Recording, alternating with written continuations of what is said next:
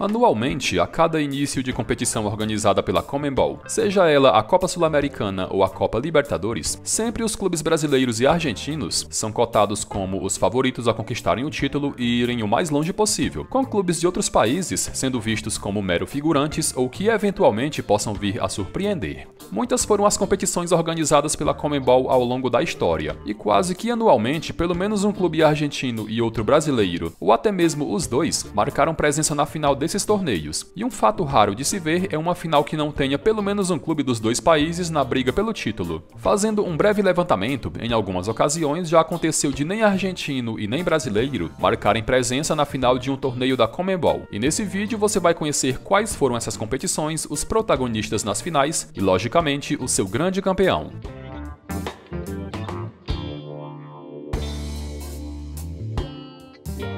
Disputada desde 1960, a Copa Libertadores foi a competição que mais teve finais onde não envolveu nem argentino e muito menos um brasileiro em sua decisão. E a primeira de todas foi logo a de estreia em 1960.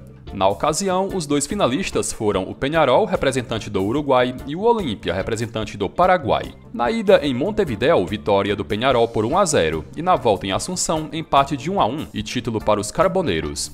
Depois de 1960, foi somente 22 anos mais tarde que a Copa Libertadores não teve nenhum argentino ou brasileiro em sua final, e a edição em questão foi a de 82. Na ocasião, os dois finalistas foram o Peñarol e o Cobreloa do Chile, que pelo segundo ano consecutivo estava disputando a final.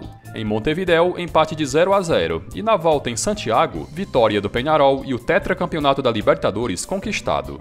Ainda na década de 80, mais precisamente em 1987, novamente uma final da Libertadores não teve um clube argentino ou brasileiro em sua final. Pela terceira vez, o Peñarol aparece como protagonista, e na final de 1987, o clube mediu forças contra o América de Cali da Colômbia, que pelo terceiro ano consecutivo estava tentando conquistar a América. Com cada clube vencendo seu jogo como mandante, o terceiro jogo desempate se fez necessário, e nele o Peñarol faturou o título nos minutos finais da prorrogação. Por mais incrível que se possa parecer, entre o final da década de 80 e começo da década de 90, nenhum clube do Brasil ou da Argentina conseguiu chegar na final da Copa Libertadores.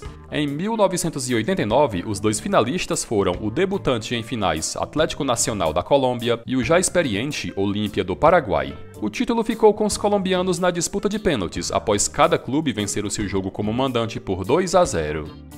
No ano seguinte, em 1990, o Olímpia mais uma vez estava na final da competição, e pela frente o clube mediu forças contra o Barcelona do Equador, que assim como o Atlético Nacional na temporada anterior, também estava estreando em finais da Libertadores. Dessa vez, o Olímpia faturou o título, o segundo de sua história até aquela época, ao vencer o jogo da ida em seus domínios por 2-0 e empatar no Equador em 1-1.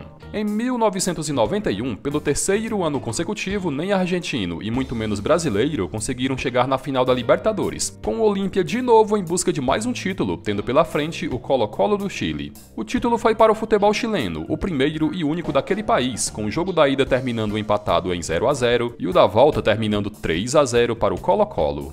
Depois de 1991, demorou bastante até que uma final de Libertadores não contasse com nenhum clube argentino ou brasileiro envolvido. A decisão até que foi recente, mais precisamente no ano de 2016, e envolveu o Atlético Nacional da Colômbia e o debutante em finais, o Independiente del Valle do Equador. No jogo da ida em Quito, empate de 1-1, e na volta em Medellín, vitória do Nacional por 1-0 e o bicampeonato da América. Como viram, até o presente momento, foram esses os casos onde a final da Libertadores não contou com o clube brasileiro ou da Argentina na briga pelo título. A extinta Supercopa dos Campeões da Libertadores teve ao todo 10 edições, e com sua história já contada aqui no canal, disputavam apenas os clubes que já haviam vencido a Copa Libertadores. Em mais da metade de suas finais, a Supercopa reuniu argentinos e brasileiros se enfrentando, com os hermanos vencendo 4 finais contra apenas 2 de brasileiros. Em somente uma ocasião, a Supercopa foi decidida entre clubes que não eram nem da Argentina e muito menos do Brasil, e a edição no qual isso aconteceu foi a de 1990, que teve Olímpia e Nacional do Uruguai medindo forças.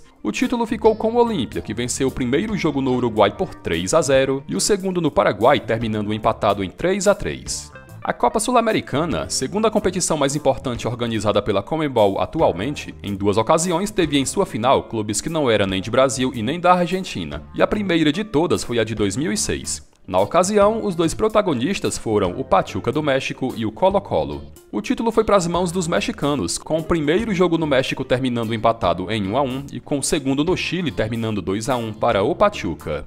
Depois de 2006, foi em 2011 a segunda e até agora última final da Copa Sul-Americana, onde nem argentino e nem brasileiro estiveram envolvidos. Os protagonistas foram as equipes da Universidade de Chile e da LDU do Equador. E enquanto a LDU buscava o bicampeonato, a Universidade estava em busca do seu primeiro título internacional.